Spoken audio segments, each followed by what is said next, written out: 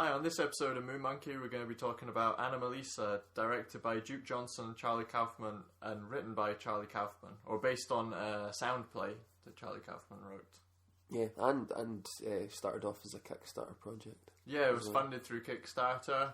I think originally, this thing was a sound play, which starred the same actors, David Thewlis, Jennifer Jason Leigh, and Tom Noonan, and then it got in with the director Duke Johnson, and he said, "Oh, how about doing this again as an animation?"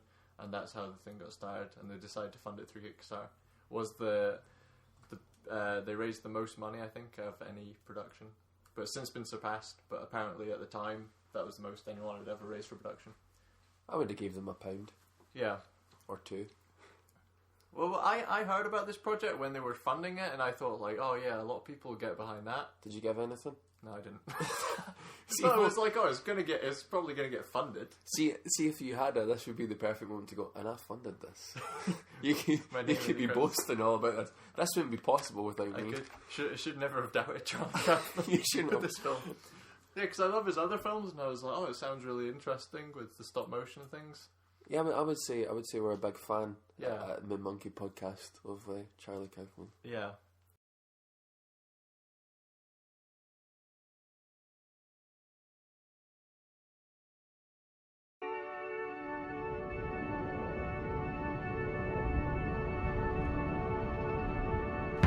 What is it to be human?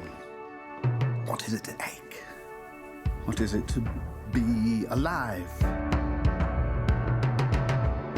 Each person you speak to has had a day. Some of the days have been good, some bad.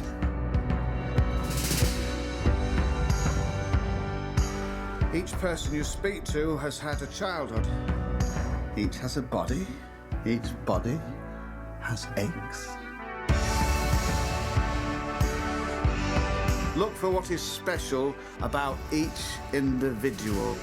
Focus on that.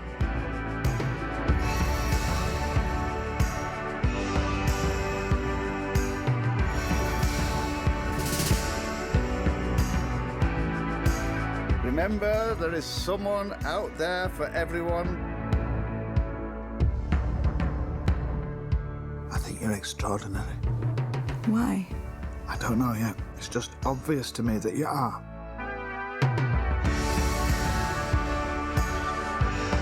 Our time is limited, we forget that.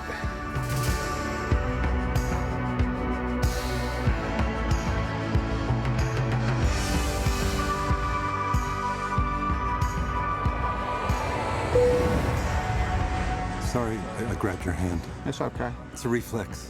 But I don't like to fly. I said it's okay.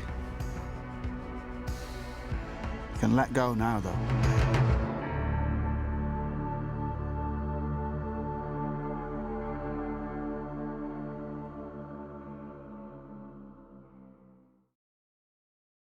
So we're excited to see Anomalisa, but a bit about it if you've not seen it. It's basically it's kind of through Michael Stone's point of view. I would say Michael Stone's story. So he flies into Cincinnati for a conference. He's a motivational speaker, and he checks into the Fragoli Hotel. He's got a wife and kids, but can't stop thinking about his ex Bella, who happens to stay in Cincinnati as well. So he looks her up, just because everything in his life is just a bit mundane and a bit everything's the same really. So he's looking to find somebody that stands out, and over the course of the movie, he finds Lisa. Yeah. He's looking to kind of recapture some spark or some romance, anything that's kind of interesting or would drag him out of this kind of boring existence that he seems to find himself in. One of the interesting things, I thought about the film, every character is played by Tom Noonan, except for Michael Stone and Lisa. Michael Stone's David Thewlis, and Lisa Hesselman, Jennifer Jason Leigh. And the hotel is called Fragoli Hotel, which is based on the Fragoli delusion, which is where someone thinks that every other person in the world, other than themselves, is one person, just wearing various costumes and masks and just... But yeah, you have this kind of paranoid delusion that you're the only real person in the world, and everyone else is an actor. which I thought was interesting. It's touched on in the movie, but they never kind of say, "Oh, Michael's got Fragoli syndrome." Yeah, they don't really specify that he has any particular condition. It's just a general malaise, a midlife crisis. He's just quite lonely and melancholy. Yeah, Michael just seemed like a Stone, midlife crisis, I think. But yeah, I thought it was interesting, the Fragoli thing. I didn't learn that until afterwards. In the screening we were in, someone next to me said, "Oh, Fragoli," when she saw it, and I realised, oh, it must be some reference to something which I didn't get. Yeah. I think like I watched an interview with Charlie Kaufman, and he says he doesn't like Michael Stone, the main character, doesn't actually have it, but it was just a jumping off point for him to write the play in the first instance. It's just a good way of getting across that he's in this situation where he can't make connections with anybody, because as you're watching it, he also said that he's always writes subjectively from the character's point of view, so the way of getting into his head and making you understand that he can't connect with anyone is just have them all the same voice. So there's a weird sensation there where you're thinking, I don't really understand why these people are all the same. To begin with, I didn't really pick up on it till he got to the hotel. Like, I was like, oh, they're all kind of similar, but I was like, maybe that's nothing to do with the story. Maybe that's just... I only got it when he called his ex Bella. That was the first one that I thought, yeah, that should be a woman's voice, but it's not. It's a man's voice. Yeah, and it was only after that I started noticing, everyone's voice is that voice. So it's kind of strange in that way. It's not like what you'd usually expect. Yeah, but it's not what you'd usually expect from an animation either. Because when I was leaving, there was a couple of women were there, and they were saying, I thought it'd be like Wallace and Gromit. And there's one thing I could say about this: nothing like Wallace and Gromit. Yeah, it's not like Wallace and Gromit. The wrong trousers. The one person who he does make a connection with is Lisa, who's voiced by Jennifer Jason Leigh, and that's it's a good way, I think, of the audience, because you think when you hear her voice, like, oh wow, there's someone new, so you finally think like, oh, something's going to happen in the film now. Like, up to that point, it's a difficult film, I think, to watch, because they're trying to get across the sense of monotony and boredom, so a lot of things are just happening, and it's like, what's going on here? You're literally just watching a guy arrive at a hotel ready for a conference the next day. But when you hear her voice and he meets them, you think, oh, finally something's going to happen. So you get the rush of excitement that he's feeling of, oh, the story's finally going to take off here and something's going to happen. Yeah, it's a very kind of complex story. And I came out thinking, what have I just seen? Yeah. But I knew that I really liked it. But it's got a lot. I'd say like this. Yeah, the story in terms of the plot is not complex, but the emotional. The way it's done, like it's really strange seeing it in puppet form. In puppet form. We'll talk about how they actually created it. I think that's quite interesting, to be honest. Yeah, so the film was done in stop motion animation. Yeah. In a style which I haven't seen before, where they have a split face model, and it's kind of called the replacement method. So they take off parts of the face, so the jaw, and replace it with different expressions. Yeah, the stop motion animation, apparently, like, the top part has 150 pieces, so you can have different eyes and different eyebrows, and the bottom part had 50 pieces. Yeah. But they also kept the visible lines between the two. Yeah. Which a lot of people... They usually paint them out, I think, in post. A lot of people kept them like, why have you kept that? But I think it kind of worked in the movie because it's highlighting... It added the dimension. Like, I think originally this was just a sound play, and then when they decided to do the animation, Charlie Kaufman said, yeah, this just adds another dimension to it. And that was one thing all the way through I was thinking, oh, they're obviously puppets, and the face looks like a mask. So is it the theme of everyone's wearing a mask? It kind of gets that idea across. Again, like a lot of the things, they don't really expand on them, and it doesn't spell it out for you. It just puts it out there like, oh, they're all wearing masks, and lets you kind of take what you want from that. Like Michael says near the end of the film, like sometimes there is no point or no message, and maybe that is the point. Like you're allowed to think what you like about their characters and the film. They're not really kind of pushing you in any particular direction. But animation was fantastic, I thought. Yeah, it was really interesting. Really lifelike in some ways, and then in other ways, like a little disturbing, because you thought, yeah, they're not real people. Like, it's but I weird. think like in the way they aren't real people because it's three puppets, but just like the interaction between Lisa and Michael. But some bits they had like really close up, and you could actually see like the detail on their face of like the. But it is like the some of the surface. moments between them are really quite sweet and quite human. Yeah. really, in a lot of ways. Well, it was like a lot of reviews have said like this is one of the most human films that you'll see Without any humans. which doesn't have humans in, and their I think partly it was down to like a fantastic script and down to the animation. They got across like a really realistic sense. Like when you see him go into the hotel room at first and like pee and get like ready and like he's getting dressed, and there's the scene when he's in the shower. There's a lot of puppet penis in this movie. Yeah, and it's just done really like in a realistic way.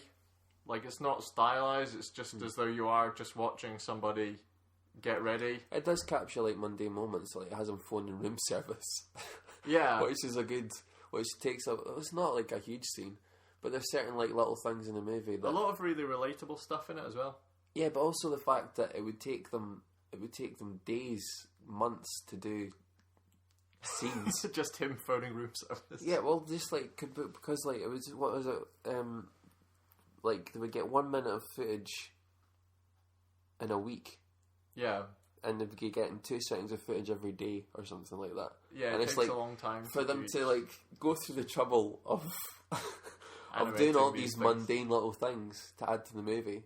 Yeah, just says a lot about what they were going for, I think. But that's what gives you a sense of a weird sense, because like they've spent so much effort just to show something that's fairly ordinary.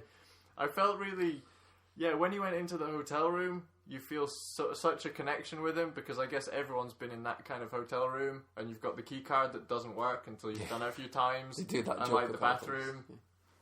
Like everything's really relatable, and you feel really realistic. Even like to the point of the art on the wall, it's like that's exactly the kind of picture they have in those kind of hotels. And just like his interactions with other characters, like they're all Tom Noonan voiced by, but just like the mundane conversations about the weather and your trip, and if you're in Cincinnati, try the chili. Go to the zoo. Yeah, it's just like all this. It's just really monotonous stuff.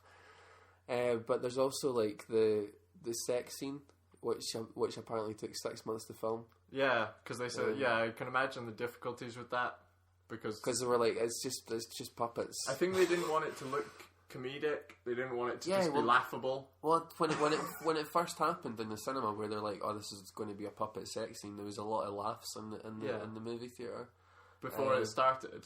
Yeah, because it said strong sex and sex references. No, not even that. I just mean like an actual scene, like.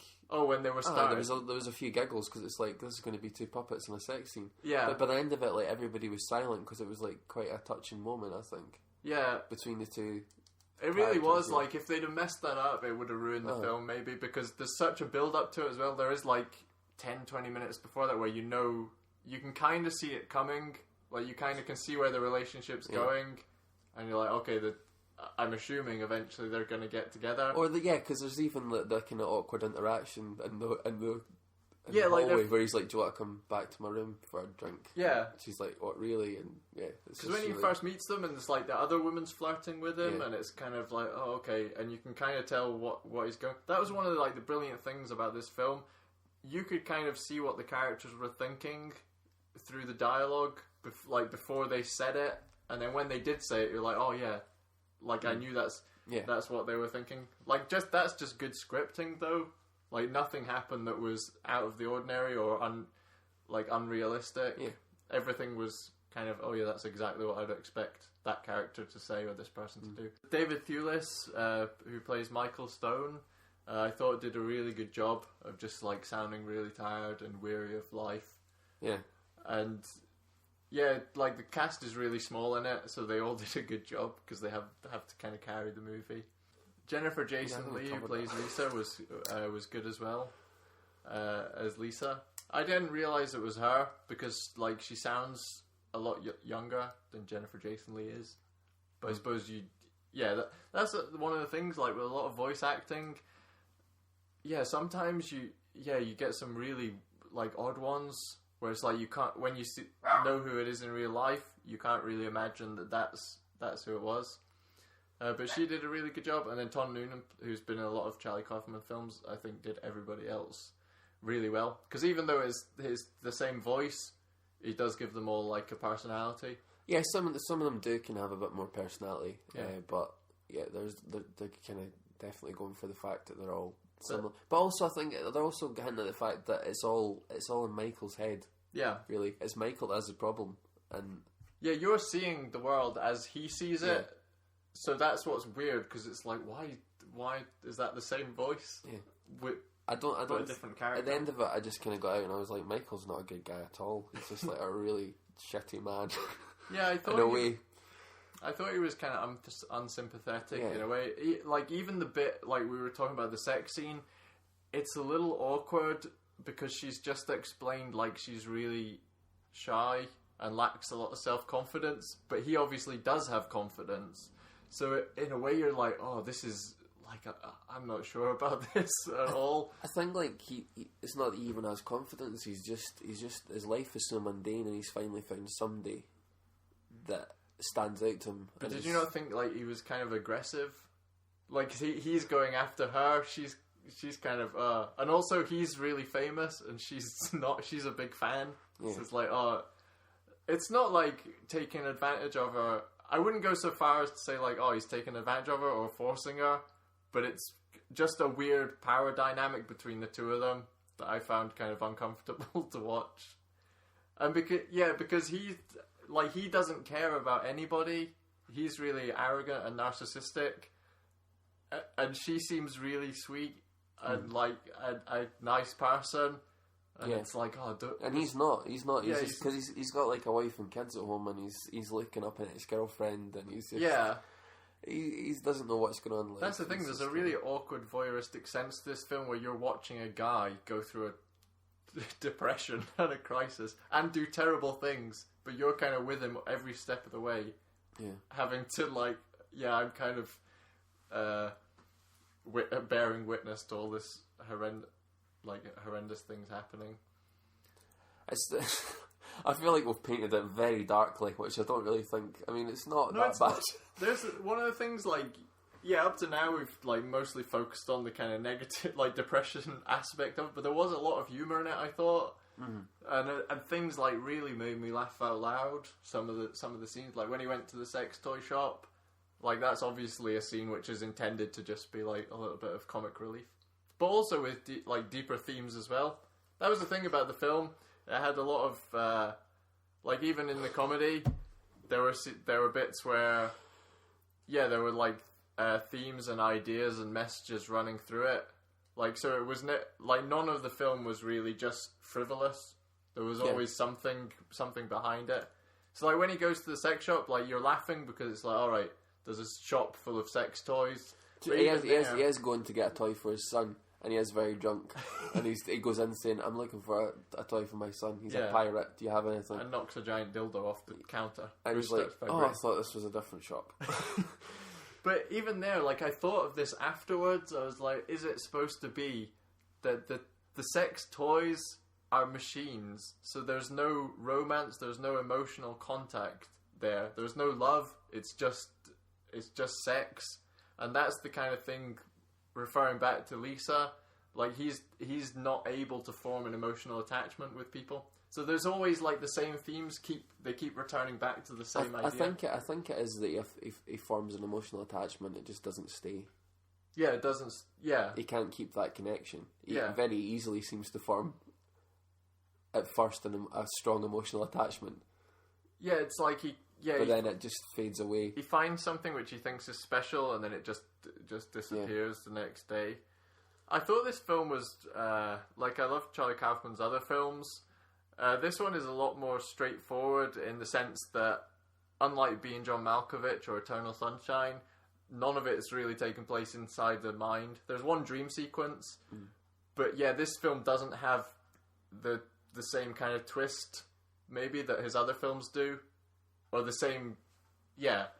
It's all pretty much set in the real world, other than the fact that he has this delusion that everyone has the same voice, but you're pretty much witnessing real world events. There's nothing psychological in that sense going on, which I thought was, a departure from some of his other works. I thought the music was really good, by Carter Burwell, who's done a lot of other scores. He's worked on a lot of Coen Brothers movies. Recently he did Carol, and he also did Seven Psychopaths. But the soundtrack was really good, kind of piano music, melancholic. Yeah, it definitely captures that vibe. Also, he keeps singing the British Airways theme for the first part of the movie, which I don't know, did he fly in on British Airways? No, because he was coming from Los Angeles. Yeah, but for some reason he's singing like the... It's just on his iPod. Yeah. He just and the keeps taxi singing driver's like, yeah, it's British Airways. He's like, no, it's not. It's just... Yeah, it's just the tune. But he keeps kind of singing that to himself. And Cyndi Lauper's "Girls Just Want to Have Fun." Yeah, that's like one of my soundtrack. favourite scenes where he gets Lisa to sing just because her voice is so amazing to him, because she hasn't the voice by Tom Noonan. Yeah. So he gets her to sing "Girls Just Want to Have Fun." Crazy man. Just a little. Okay, here goes. Don't laugh at me.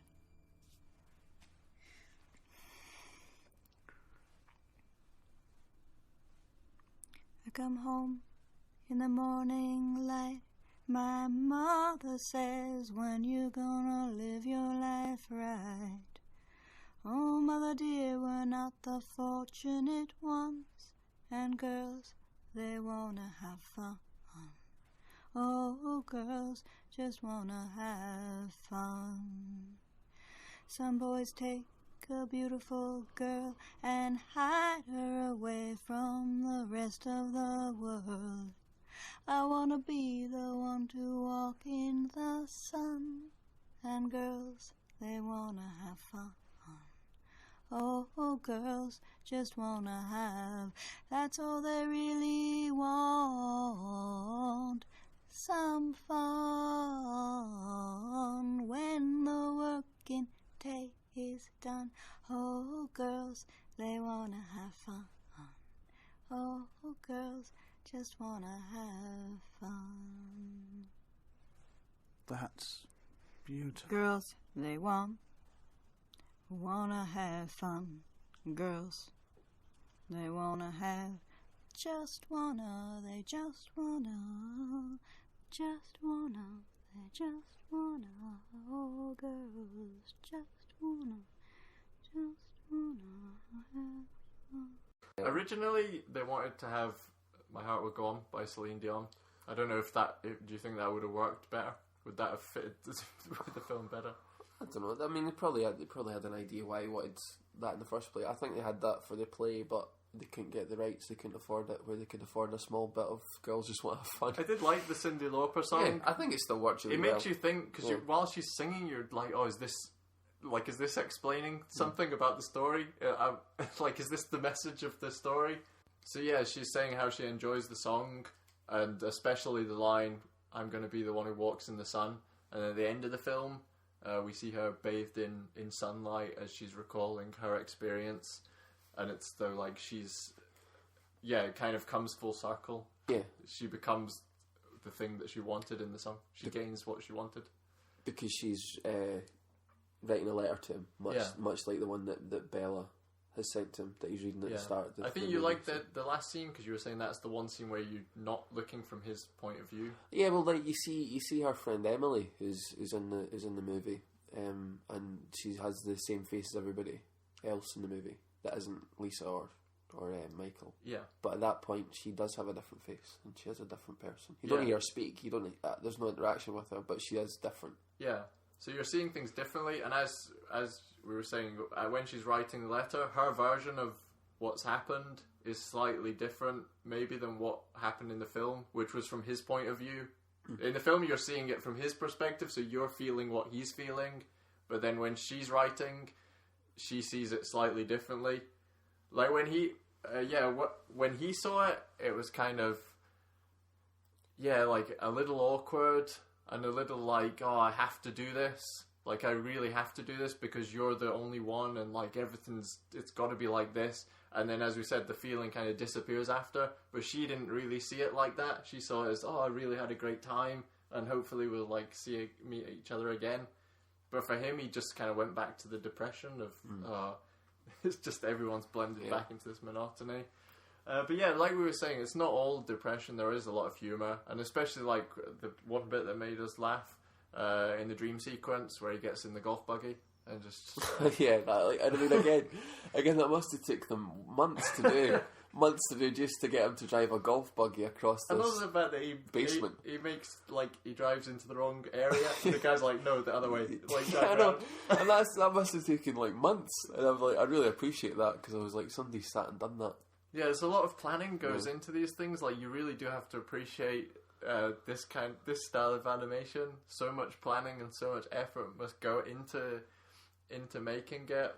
But there was some things like they played with the animation. Like, there's a part where his jaw falls off, and you actually see underneath the mask and underneath the model, and that's something they must have added in.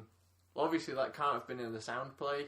But they must have added it in, like, that's something we could do with the animation. Yeah. Just another, like, layer, another little thing. Yeah, I loved, like, some of the little references where they had, how about the chilies on the magazine in the hotel? And that was something the guy was saying in the taxi. I kind of thought, this was one of the things that I liked about the script and about the film, was that a lot of things referenced back to other things.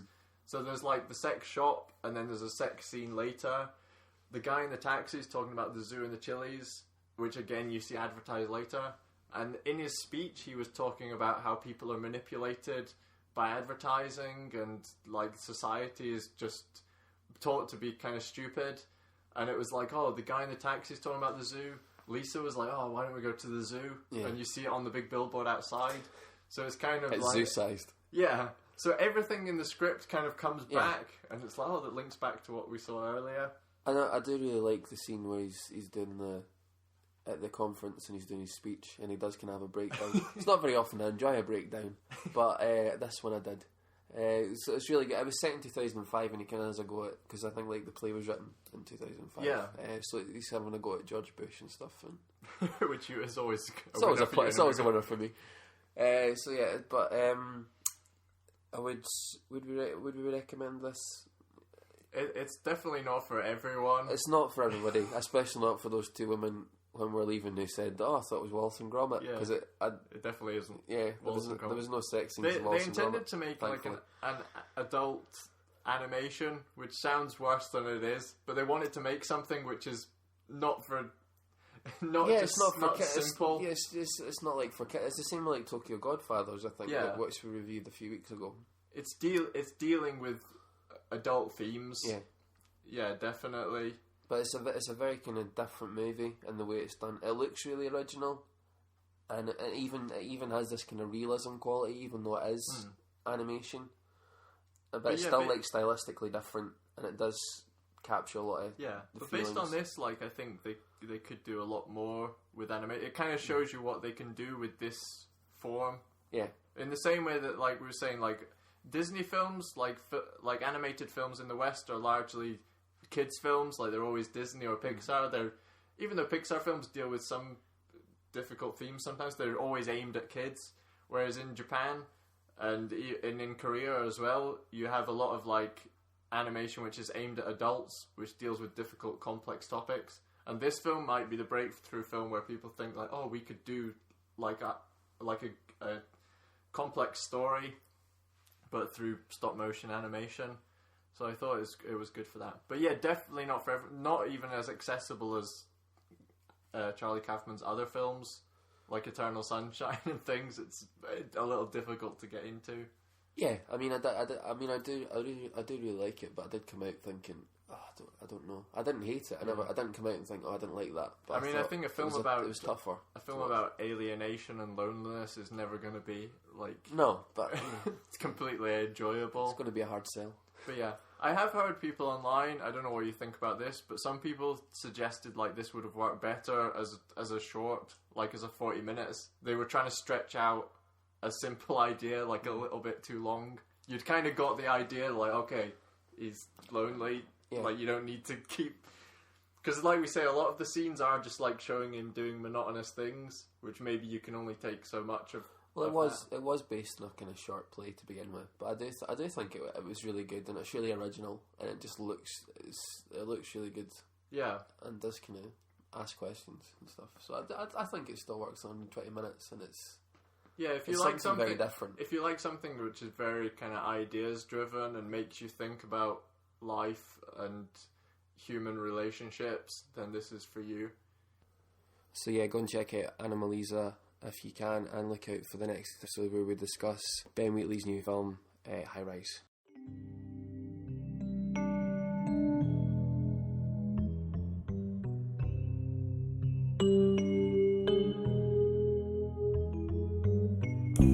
When I see a face or hear a name, or am introduced to someone new, it doesn't matter, they're all the same, and none of them is you. When I go to work or take a walk and watch what other people do, I'll listen to their idle talk, and none of them is you. Where are you, my dear? Why can't I hear